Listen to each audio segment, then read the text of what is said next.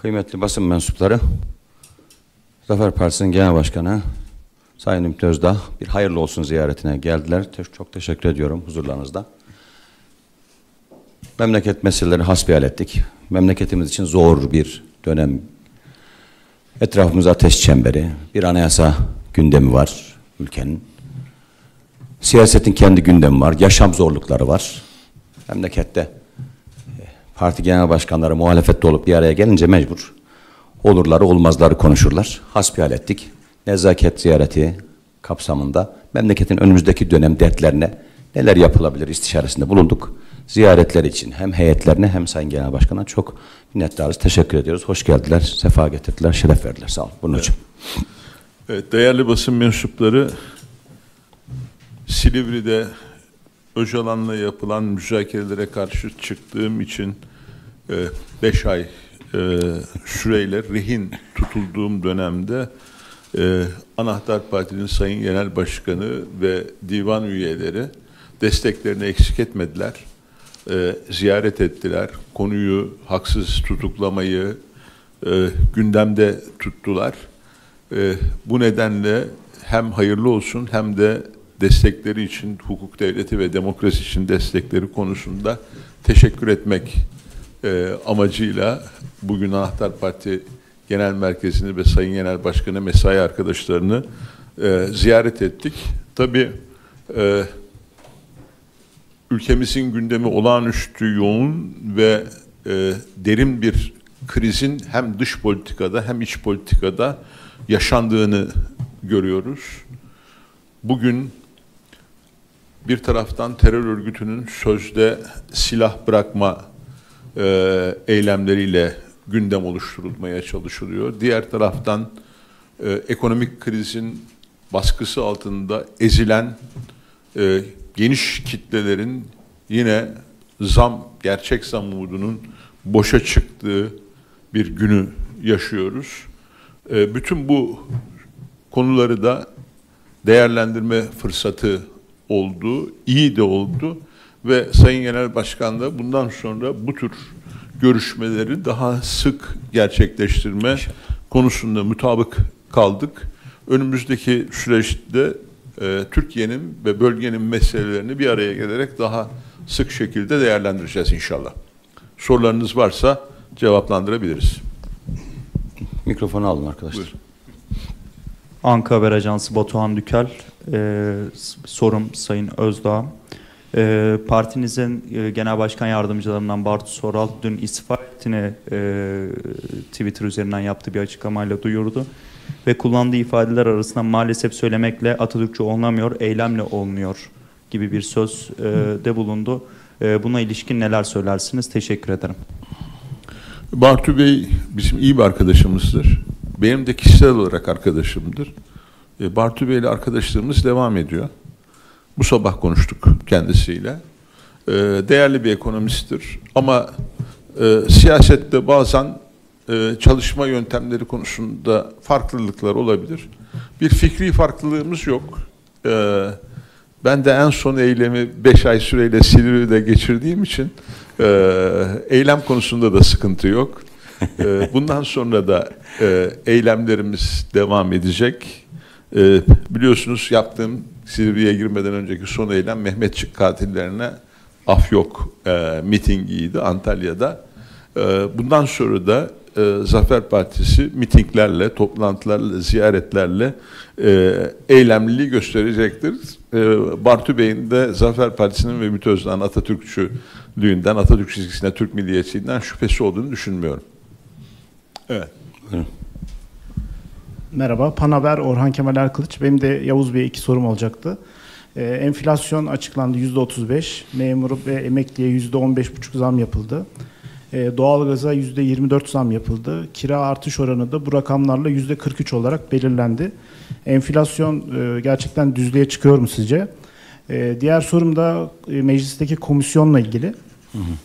İYİ Parti komisyona katılmayacağını söyledi. CHP meclis dışındaki partilerin katılabileceği çağrısında bulundu. Böyle bir çağrı gelirse sizin yaklaşımınız nasıl olur? Komisyona katılmayacağız. Eğer dışarıya yayarlarsa, içeride de komisyon anlamsızlığını ifade için söylüyoruz. İstişare iyidir demokrasilerde. Meclisin muhataplığı iyidir aslında.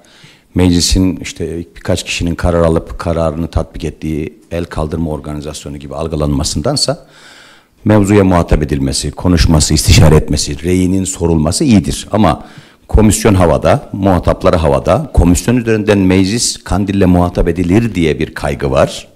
Dolayısıyla bu endişelerimizin giderilmediği iklimde gizli bir gündemin yol haritası daha önce belirlenmiş bir sürecin detaylandırılmış uygulaması gibi algılıyoruz. O yüzden komisyona eğer meclis dışında davet edelim hevesler olursa biz katılmayacağız.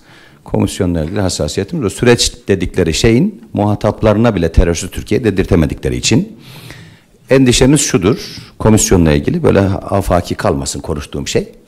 Tam kastımı anlatmış olayım sorunuz vesilesiyle.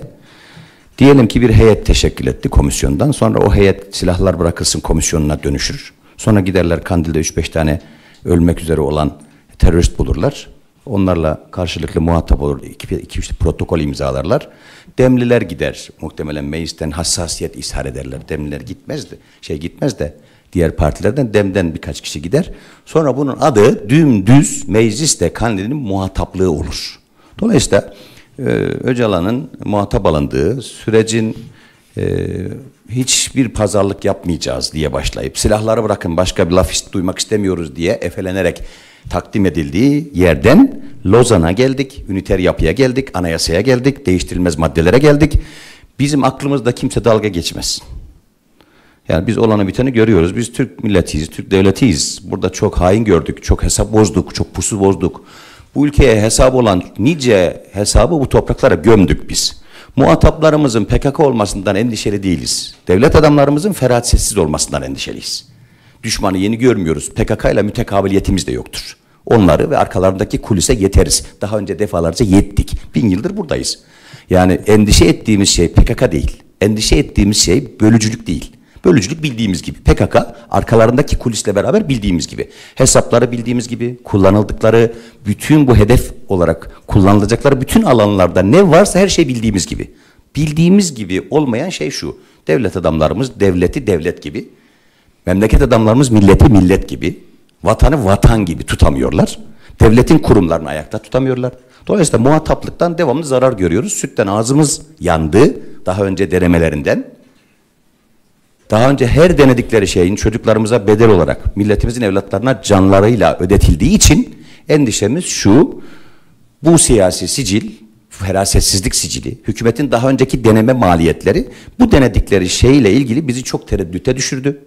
Bu sefer devlet haleldar olur. Bu sefer vatan haleldar olur. Üniter yapı zarar görür. Bu sefer devlet millet varlığımız tehlike altında kalır diye çok endişeliyiz. Endişelerimizi ifade ediyoruz. Umarım biz yanılırız. Ama hükümetin siyasi siciline bakınca aldanmak, aldatılmak, yanılmak, yanılarak memlekete bedel ödetmek hususunda çok bariz hatalarla dolu bir sicil var. O sicilin bize verdiği endişe hakkımızı şöyle kullanıyoruz. Yoğurda, suya, buza ve hükümete üfürüyoruz efendim. Tamam. Enflasyonla ilgili de şöyle bir şeyimiz var. Enflasyon eskiden meclisteyken hocam da şahittir, pek onu konuşurduk, biz kullanırdık. Tayyip Erdoğan'ı üzmeme kurumu falan derdik biz TÜİK'e. Tayyip Erdoğan'ı üzmeme kurumu. Bu açıklanan rakamlar bizim şimdi memleket iddiamız için şöyle bir mecburiyet oluşturuyor. Dünyanın en güvenilir istatistik kurumuna ihtiyacı vardır Türk devletinin. Bizim istatistik kurumu dünyanın en güvenilir istatistik kurumu olmak zorundadır. Ölçebilen yönetebilir. Ölçerken hata yapan, hile yapan, yönetirken de hile yapıyordur. Dolayısıyla şu anda karşı karşıya olduğumuz şey enflasyonu hesaplama tekniği de dahil vereceği zammı bütçe disiplinini diye uydurdukları kendileri için olan mecburiyet hattına çekmek için enflasyonu böyle hesaplıyorlar. Verecek kamu işçileri gündemde biliyorsunuz. Zam, emekliler ve memurların zam beklentileri var. O zam beklentilerini aşağı çekecekler. Enflasyonla mücadele rakamları değiştirerek, bakanları değiştirerek olmuyor efendim. Yani enflasyon rakam ve bakan değiştirerek olan bir şey değildir. Ona inanç lazımdır, ona kararlılık lazımdır, ona dirayet lazımdır. Bu yoğun kemoterapi falan vermiş oldular hastaya. Bu verdikleri yoğun kemoterapi konkordato sırasında bir dünya şirket, sermaye kaybeden bir dünya şirket, finans yapıları bozulmuş bir dünya banka, faize bir dünya maliyet ekleyerek yaşam kalitesi elinden gitmiş bir memleket bıraktı bize. Dolayısıyla hükümet elinden geleni yapıyor, elinden gelen memlekete yetmiyor diye biz parti kurduk, partiyiz, muhalefetteyiz. Biz memleketin iyi yönetilemediğini düşündüğümüz için Bu enflasyonu 2025 yılında milletimize suikast gördüğümüz için, bu faizi iş dünyamıza giyotin gördüğümüz için, memleketin kaynakları doğru yönetilmediğini düşündüğümüz için bundan daha iyi bir ülke idealine biz varız dediğimiz için kurduk. Yoksa bu enflasyon eğer böyle hesaplanarak düşüyorsa daha düşük açıklayın. Madem böyle rakamları değiştirerek enflasyonla mücadele etmeye karar verdiniz. Sıfır açıklayın, düşsün. Yaşam kalitesindeki bozulmanın insanların pazara alışverişe gidince maaşı alıp ayın ortasında maaşın yetmediğini görünce kısmına yetişsinler. Emekliye verdiğiniz parayı AK Parti grubundaki arkadaşlarımıza söyledik. Kendiniz alın bir geçinin bakalım nasıl oluyormuş. Bu emekliye verdiğiniz ve ne kadar güzel dediğiniz parayı bir alın da bir geçinin bakalım nasıl oluyormuş. Her meslek grubunda verdiğiniz parayla yaşayacak kadar milletvekiliniz var. Sayı olarak söylüyorum. Her meslek grubunda şikayetçi olan insanlarınızı temsilen birine verdiğiniz parayla bir ay yaşayın deyin, yaşasınlar. Eğer döndüklerinde Sayın Cumhurbaşkanı'na derlersek efendim harikaymış memleket, yaşanıyormuş, biz siyaseti bırakacağız. Yaşayabiliyorlarsa, eğer yaşayabiliyorlarsa. O yüzden zam talebini çok haklı buluyorum insanların. Enflasyon farkından daha fazla yani. Enflasyon farkını vereceksiniz, o zaten konfor kaybı. Yani normal, o meşru. Bir de üstüne zam vereceksiniz ki yaşam standartlarını yükselteceksiniz. Enflasyonun hesaplama tekniğini değiştiriyorsunuz. Enflasyonda şimdi %35 oluyor bugünkü açıklanan rakamla enflasyon. Yani geçen sene 100 liraya aldığımızı hocam, evet, bu sene 135 lira. Bir tane bulsunlar. Bir tane bulsunlar 100 lira, 135 lira bir yıllık farktan. Tamam diyeceğiz. O yüzden itirazımız var. Makbul bulmuyoruz. Enflasyonda mücadeleyi dar gelirlinin, asgari ücretin, emeklinin sırtına vurarak yapan hükümetin yaptığını doğru bulmuyoruz. Etrafınızda 20 yıldır, 25 yıldır zengin ettiklerinize daha çok vurun. Madem katlanacağımız bir maliyet var, onlara vurun. O yüzden zam taleplerinin meşruiyetini hükümet şöyle duysun: bu parayla yaşanmaz kardeşim. Var mı başka sorunuz? Evet. Peki. Hadi. Peki. Teşekkürler. Teşekkür ederiz.